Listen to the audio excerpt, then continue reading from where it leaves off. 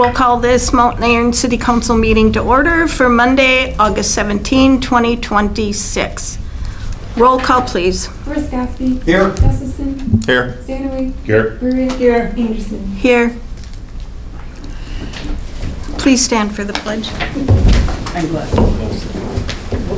Pledge allegiance to the flag of the United States of America and to the republic for which it stands, one nation, under God, indivisible, with liberty and justice for all.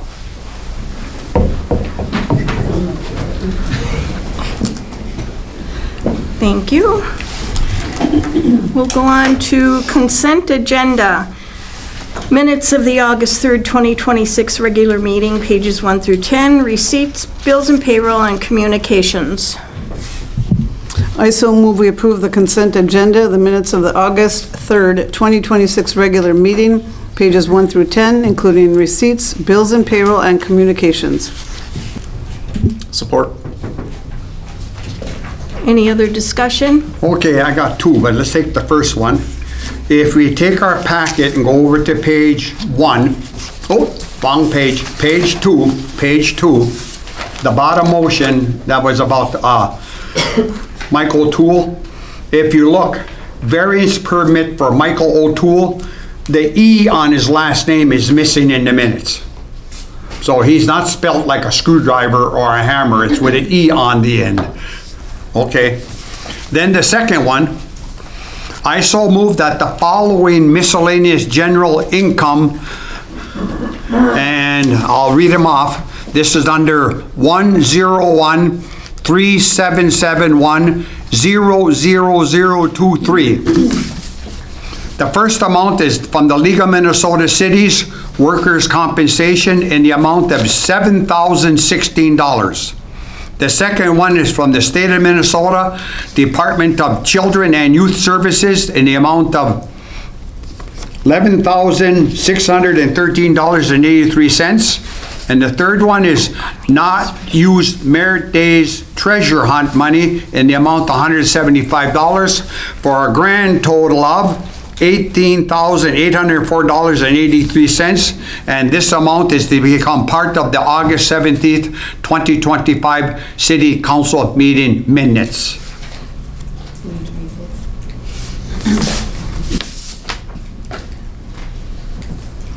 We have a motion with no support. So we'll go to our original motion with support. And a roll call vote, please. Horst-Gaske. Yes. Gustafson. Aye. Stanaway. Yes. Burritt. Yes. Anderson. Yes. And public forum? Sure.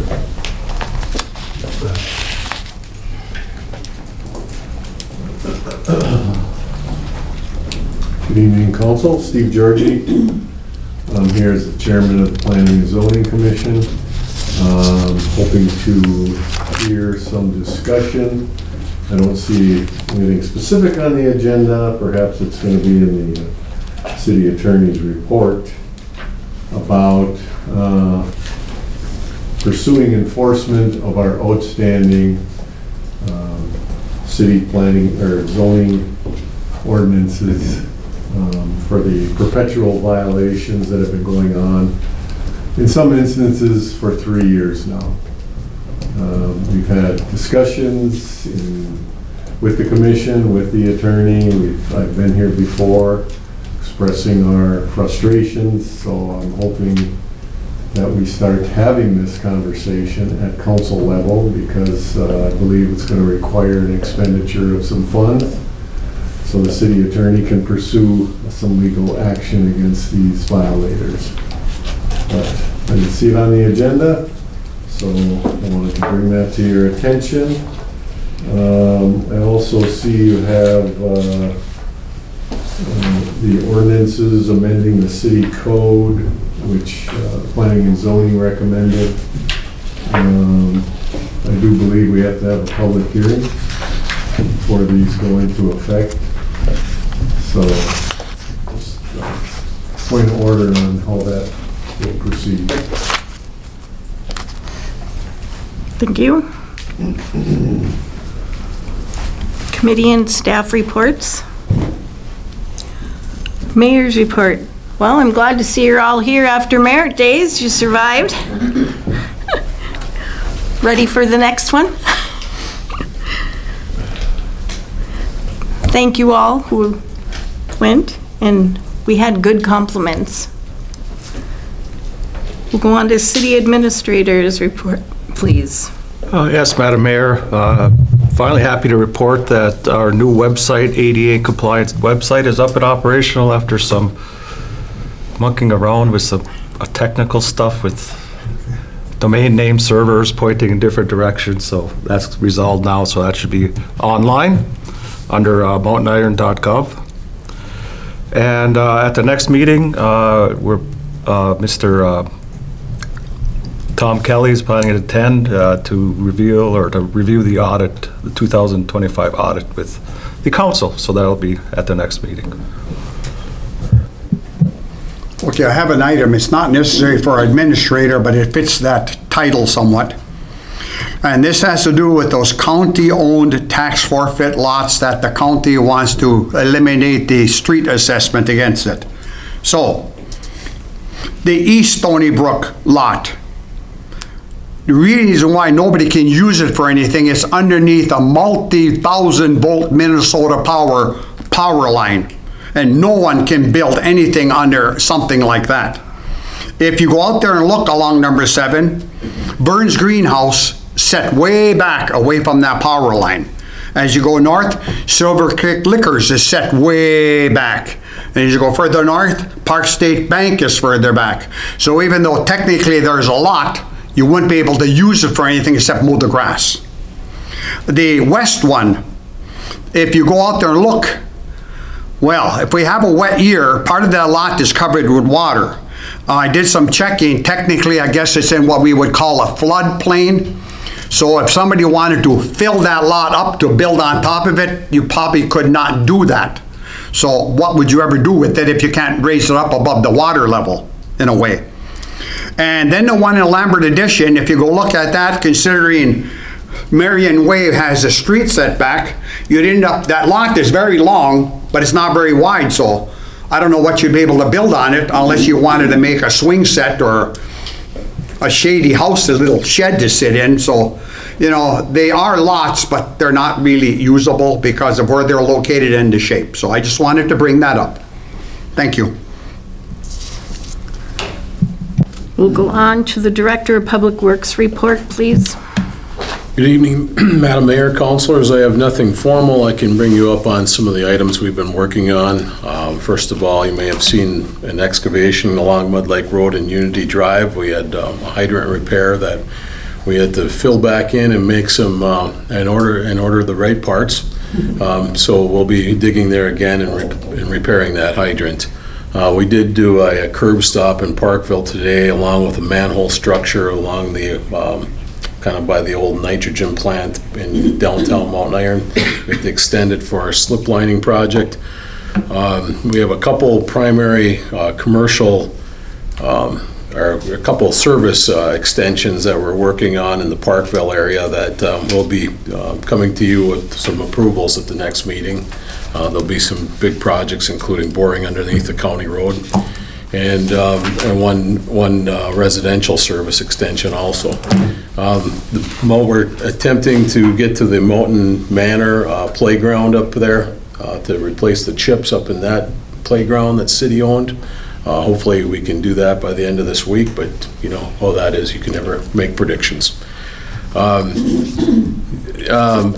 They finished up the boring at the wastewater treatment plant, and so we're waiting for some analysis, some geotechnical analysis on that. That project is coming along. We probably will hear from us on some of the approvals on that soon too. And we are going to start hydrant flushing and jetting our sanitary sewers. So look for that in the social media and our newspapers, that we'll be in the areas of town and probably continue on for the next month or two even, doing both of those. I'm open for any questions. Okay, if we end up with some dry time, Unity Drive in that number 7 intersection over there by Park State Bank. the westbound lane, north side straight ahead lane, and the eastbound lane on the south side by that old gas station. Both of those, the one eastbound lane and the westbound lane don't have the straight arrows on them. So all the other lanes, you can arrow, but now if you live around here, you can figure it out, but for somebody that's not new, well, where the hell am I supposed to go? So it needs 2 more arrows, one going east and the other one going west.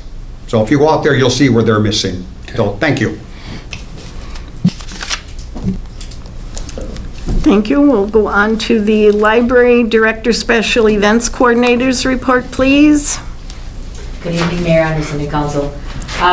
First, I'd like to just, I do have an item on the agenda, but I just wanted to say a couple things about National Night Out that kind of kicked off the Merit Days event this year. It was a successful event, I feel, and got a lot of positive feedback from members of the community, but the Mountain Iron Fire Department and their auxiliary, the St. Louis County Sheriff's Department and their K-9 unit were out at Mesabi Fit and West Two Rivers, so I have to say thanks to Mesabi Fit and also to the hosts out at West Two Rivers for giving us two nice sites to have some events. Arrowhead Transit was on site, B2 Bank, the Northridge Community Credit Union and North Star Credit Union, as well as, let's see, Mesabi Humane Society, the Colstead Chapter 23 of the DAV was over at Mesabi Fit. The MIB Speech and Drama crew helped serve some food out at West Two Rivers, and some members of the Merit Days Committee and city staff were also out there. I feel like we had about maybe close to 300 people out at West Two Rivers. It was a full house out there, and I was really excited to have that event out in that location. So thanks to everybody for making that a good night. And the library usually does an event during Merit Days for the kids, but this year we couldn't. So as you can see in the packet on page 11 and 12, we're going to be holding a So Long Summer Party sponsored by our Friends of the Library. And I'm hoping for an approval of some no parking signs in downtown for the course of that event on the block of Main, Mountain, Locomotive, and Marble for a partnership with Expectancy Church to have their, a couple of their gentlemen out there with a lawn tractor with 50-gallon drums, a little train going, but yeah, a train. But I wanted to get some no parking along that and a couple of cones. I'll work with city staff to do that, to just have a safe route through there for those couple of hours. So I did put that in the packet, and the trail will be Locomotive, down Marble, down Main, back up Mountain. So just a little square. And then the Friends of the Library helped us with booking the amazing Charles Magician and balloon artist and the ice cream truck. Although the ice cream truck did call me and let me know that their truck broke down this past weekend at an event, so we're troubleshooting a little bit on what we can do. But anyway, the no parking is in the packet for your. Thank you. Okay, I would so move that we authorize the no parking request from our librarian special events coordinator, as noted in page 11, 12 of our packet, and this is for a long summer party on August 20th with a train ride, as some people call it, situation, and that's to eliminate parking in certain places on Marble, Main Street, no, I'm gonna go Mountain, Main Street, Marble, Locomotive. During the hours between 12 and 2 p.m., correct? Yeah, we'll be setting up between noon, or 10 and 2, or 10 and 12. Okay, but it says 12 to 2 here. Yeah, it says noon to, or 10 to 2. 10 to 2. 10 to 2. We'll be setting up between. There you go, 10 to 2. Yeah. Okay, thank you. Thank you. I'll support it. Thank you. Any other discussion? All in favor? Aye. Any opposed? 5-0, it passes. We'll go on to city engineer report. No, he's not here, but I've had people talk to me, and I'm a little ticked off myself, and so is my son, who owns property involved with a situation. Mr. Roskoski, you're out of order. Well, she said the engineer. This Yes, is the and I mayor. was She is in charge of the meeting. Yeah, well, she said She's engineer, in he's not charge of here, the but- I meeting. was explaining he is not here. Yeah, but I'm still gonna bring up So- something involving him. Involving him. She's in charge of the meeting. Well, no. You said the engineer. I'm gonna talk about something that he is involved with. He for is- all of us. He is not here. But I'm gonna be making a motion too, and there, I can do that. But I want to explain why. Better yet, were you recognized by the mayor, Mr. Roskoski? She said engineer, Stop it. then she stopped. Were you recognized? I- Don't you know who I am? Manila- Nothing like being a smart aleck. All right. Yeah. Okay, anyway, because of the engineer not here, but it's for him. This is in regard to the new Mineral Avenue alley. 1, it is too narrow for proper usage. 2, it does not run in a straight line like Mineral Avenue does. 3, it is too high behind 5730 and 5732 for backyard drainage to the east. 4, it is too high behind 5734 for safe rear driveway access. 5, the garage concrete apron at the second garage at 5738 sticks out east by 6 feet too much, causing the alley to curve to the east. And 6, the base of that alley should have been left clay, not the porous gravel base it is now, because it will hold water like a sponge. And what happens when it gets cold? It's going to freeze and raise up. And what happens when it thaws? It's going to sink and go down, and there goes the brand new alley.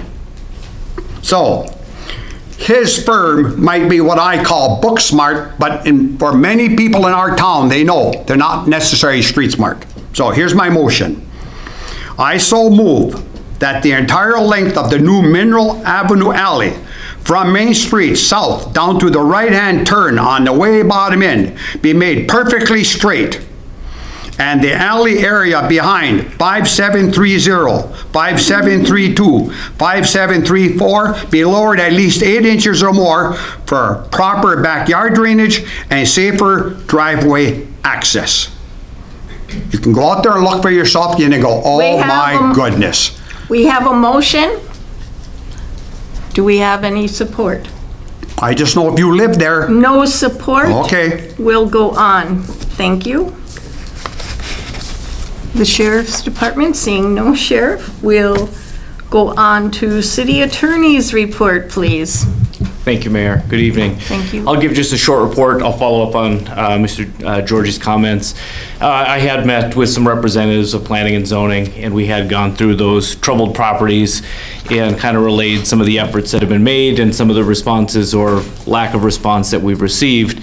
And we did talk about some enforcement methods, some things that we could do to ratchet up the enforcement. One of those items was to bring civil litigation to try to have a litigation that's an enforcement action. We did talk, there is a cost that would be associated with that.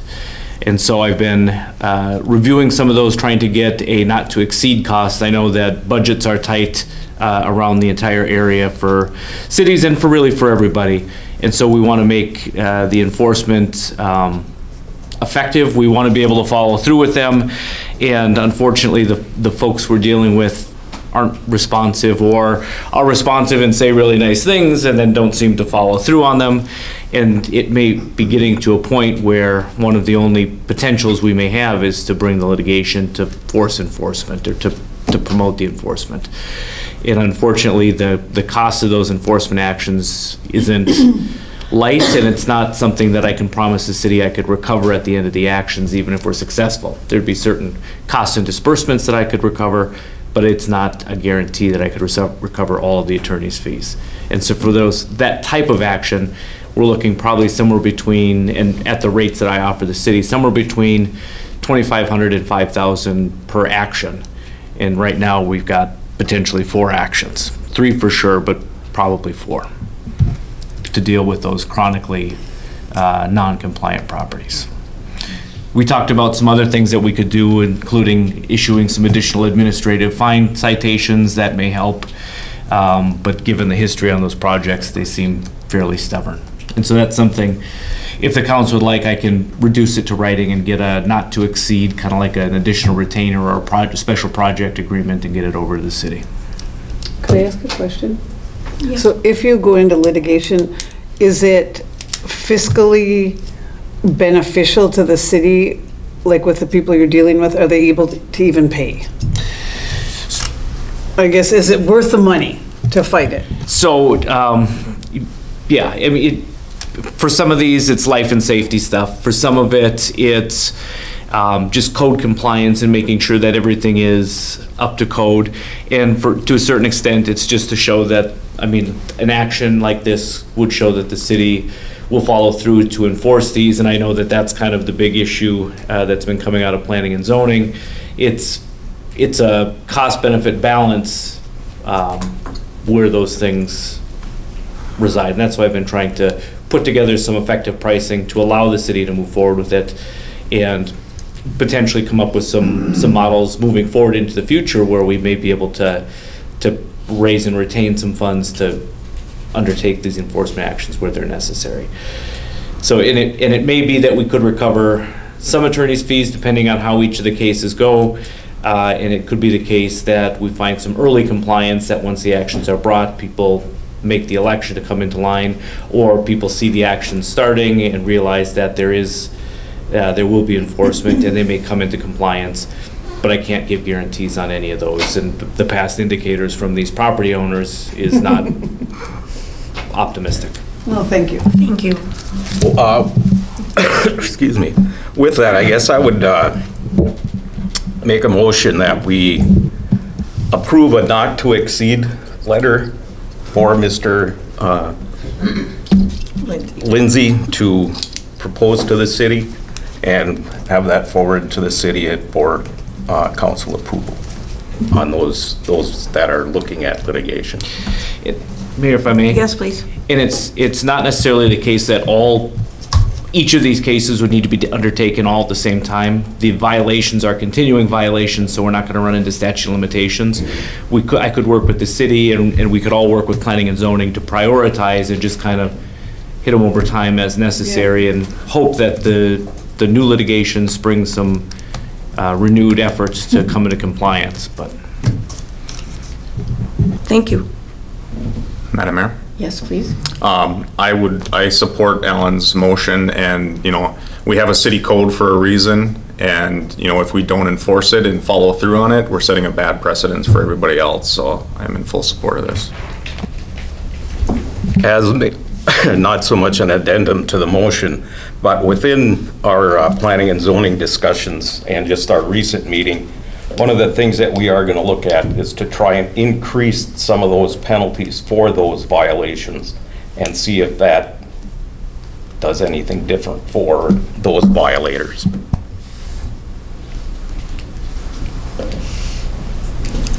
We have a motion. We have support. Any other discussion? Oh, for clarification for those watching, I think what we're doing, somebody want to get a little bit more street language? What we're voting on to allow it to be done simplistically? Yes, please. thank you, Mayor. So what I understand the motion to be is directing me to bring back essentially a proposal to the city to handle code enforcement actions through civil litigation on a not to exceed basis. So to set a number, I would bill my hourly rate for the city that I apply to the city time until I reach that cap, and then after that cap, I would continue essentially. Okay, so this is allowing you to put something together for us to finalize. We're not finalizing anything now. It's for you to work on it. That's correct. Want the clarification. Thank you. Thank you. We have a motion with support. Any other discussion? All in favor? Aye. Any opposed? That passes 5-0. On behalf of the committee, thank you. I'm in the wrong place. We'll go on to the fire department report, please. Good evening, Mayor and Council. Let's start off by thanking Tim and the city staff and Hannah helping the fire department and the auxiliary get Merit Days Kids Corner set up. That seemed to be a pretty popular event that a lot of kids come through once the word got out that we were up there. So, thank you for that. I finally caught up on the report after a couple of months. First responders still responding well, and the fire department response numbers are good. And I'll wait for questions on the next one. Okay, I have, but we got your motion thing here. Yes. Oh, but okay, I'll do this thing first. I got two things to do with you first. The first thing, I so move to show community appreciation that the paper fire department report that was handed out to us this evening be accepted as presented. So that's my first thing. We have a motion. Not hearing any support. We'll Okay. go on. Now I have the second thing. Okay. This is in regard to our new fire department member, Alan Matson. Well, at our last meeting, this was in our packet. I copied a page. His background check form is attached. We never got it. So at that meeting, I had no information, this is me now, I had no information to determine if I should vote yes or no. So I had abstained at that meeting. Now, since then, I've had more time to do further checking. I found that Alan Matson lives in Lambert Addition. He is a car guy, if I can use a slang term. He's very mechanically oriented and has a good mechanic background. So with all of that, he will be a good firefighter for our fire department. So, along with that, I so move, this is a motion I'm making, after finding additional background information on Alan Matson, I, Edmund Roskowski, will be changed in my abstaining to a yes vote for Alan Matson to be on the Mountain Iron firefighter. Not allowed. Not. We'll go on. Wait a minute to- now. I can make any motion I want. The attorney said that to me a couple of years ago. Correct? Yes. Madam Mayor, if I may. So, Mr. Counselor, in this particular instance, there was an action, as I understand it, before the council, that there was a motion made, there was a vote cast, and you vote in a particular way. There's been no motion to renew or to bring that item back. I understand that the business had concluded. You really can't by motion change your vote in a previous council decision unless the entire topic is reopened and the vote is reopened. And so you could, as part of a report that you give, indicate that you'd learned additional information and that had you known that before, you would have voted a different way. Yes, I would have. It wouldn't have any effect on the outcome. And then the other thing, just, and Mayor, Madam Mayor, I hope I'm not out of line, but just, I would be very cautious about discussing backgrounds or personal information that you've learned, especially you. anything background check related is very sensitive, and we don't necessarily want those things out in public. The fact that you learned something more and found out an employee now of the city is a good fit is good, and there's nothing wrong with that, but I'm always cautious about relaying background information. Okay, now, here's where I'm coming from. I've been around on this council for a long time, and we hired many, many people. Education, previous employment, that kind of stuff. Okay. And you see this application and that one and that one and that one, and then you determine, well, we're looking for equipment operator. He's worked this, he or she. Excuse me. Well, that's where I'm coming from. In this case, we had no background about anything. You've We had- didn't even know if he was on somebody else's fire department. That's what I'm getting at. We should know that kind of stuff. Stop. Never mind, stop. We're Yes. supposed to know. League of Minnesota Cities. Stop. He said we should Stop. know everything. Right now. Never mind. Mr. Lindsay, thank you for your explanation. I think you've told him exactly what he should know, and Yeah, but he's we should know overstepped- everything ahead of time. He's overstepped his bounds. Want me to read off what you So had I when we voted on, when you told me that? Stop it. Us that? I got it right here. I save it all We're the going time. on to the fire June department. 3rd, 2024, you said that right here. We're supposed to know everything. You said that here. I kept it. Chief Madden Okay. has offered a few things for the fire department. Not to interrupt you, Mayor, but I want to get this changed. Move along. He's asking for some Thank you. funds to be dispersed in certain ways from the DNR wildland firefighting up in Ely, one of which was for the fire department members that were up there and spent their time helping out with those efforts. And one of those, my motion would be to pay those firefighters at the DNR rate of $25 an hour for the time they put forth and the effort supporting the effort for the fire. I'll support. Well, what about the rest of that? There's more. Are you gonna bring that up? Would you Stop it. No, but. One at a time. one at a time, Mr. Roskoski, one at a time. Oh, we're gonna do more then? Well, I wanna know. Sit there Then and listen. listen. Okay, So you made the motion. yeah, just to do one thing, out of the three things that are in front Do of you us. have support? Yes, thank you. Yes. Any other discussion? No, thank you. Roll call vote. Ms. Kowski, Yes, I hope two more items are coming up. Aye. Santa Yes. Maria. Yes. Anderson. Yes. Thank you. Well, what about the other two items? Wait. I'm waiting here. Okay, I'll take a nap first. Take a nap then.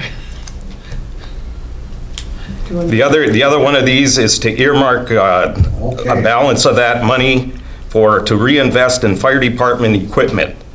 One of which is tire replacement on engine 04, hose and nozzle replacement on 04, which could be relocated to engine 27 when it is delivered. UTV with tracks, wildland, patient rescue skid, trailer set up and billable to the DNR incidents response, Mountain Iron Fire Department wildland trail incidents. And a fire prevention educational inflatable house used for fire prevention at Merit Days, National Night Out, community steps, and wherever else is needed for advancing that fire department help in the community. And I will put those in the form of a motion. What amount of Support. money are we talking about? 'Cause Thank you. There's quite a few pieces of money floating around here. The remaining amount was $91,177.84. Okay, thank you. Make sure it's part of the motion. It was. We have a support to our motion. Any other discussion? Roll call vote, please. Ms. Kowski, Yes. Gustafson. Aye. Santa Maria. Yes. Maria. Yes. Anderson. Yes. Thank you. Do we have any liaison reports? Yes, I have kind of a pleasant one here. The first one, a big thank you to the following: the Merit Days Committee members, the Merit Days helpers, the city employees who worked during the celebration, and the many hundreds who attended the many Merit Days events. In many people's opinion, not just my own, the 2026 Merit Days celebration was a huge success. Okay, that's part one. Okay, the 2026 Merit Day Celebration Classic Car Show trophy winners. And the vehicles were chosen by paper voting ballots. I did not pick them. People would pick up a ballot and vote, and all I did is tabulated everything. Number one, People's Choice, Donald McGregor, 1957 Chevrolet Nomad. 2, Best Stock, Riley Leopold, 1957 Pontiac Station Wagon. 3, Best Custom, Mark Gish, 1972 Chevrolet Nova 2-door. 4, Best Hot Rod, Rick Monte, or some would go Monty, 1934 Ford Coupe. 5, Best Rat Rod, Craig Hultgren, 1926, that's what he says it is, Dodge 4-door. And the Best Racer, Rick Bush, 1949 Chevrolet Coupe in what they call the gasser class. That's where the car sits way high in the front to keep maximum traction on the back tires. The car show helpers were Steve Erickson, Tom Schur, Kurt Perry. and 64 entries. It was a record set. There's 64 entries in the classic car show. And every vehicle that entered got at least one vote. Some got quite a few more though. Okay, now that's that one. Now we got the historic treasure hunt one. Okay. Well, the first one. Where was the Mountain Iron Granite Quarry location? Well, we had 7 people that admitted where they thought it was. 2 were right on. And simplistically, it would have been a tie, but one of the rules was the first person who submits the most accurate location. So, Gerald Horvat, at 11:12 a.m. on 8/4/26, submitted a very old map showing exactly where that granite quarry was, and still is, by the way. Now, 8 minutes later, Donald McGregor came into City Hall with a Google photo, which also shows the exact location. But remember, the rules were the first person who brings in the most accurate, so Gerald Horvat won that one. Where was the granite quarry? At Mintac, on kind of the west end of where the concentrator is, but up on the Laurentian Divide where there used to be a fire tower. Some of us old timers used to walk or take our bikes up there, and it was no big deal. But technically, you can't go there now in person unless you work at Mintac. Okay, other ones. Where was the former Merritt Road, which goes by a different name? Nobody knows where that is yet, so that'll be next year. Then there was 3 drinking water related. None of them were found. Then the last one. Where was the original Mountain Iron town site? Nobody knows where that is yet. So anyway, a thank you for everybody trying to get involved with this treasure hunt, and also a thank you to the City Hall staff who has to put up with these people coming in and out for helping with the historic treasure hunt. And thank you for everybody for listening to this. Thank you. We'll go on to unfinished business, which there is none. So we'll cruise into new business. Ordinance number 01-26, amending zoning code, page 14.